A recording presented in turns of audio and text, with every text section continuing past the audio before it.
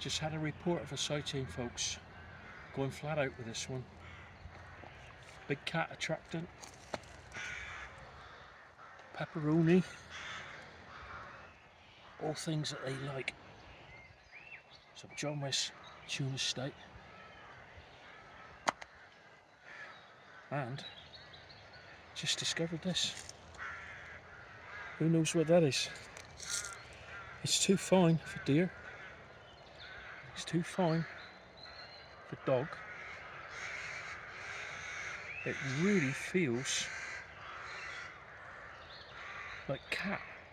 It's so fine and fluffy.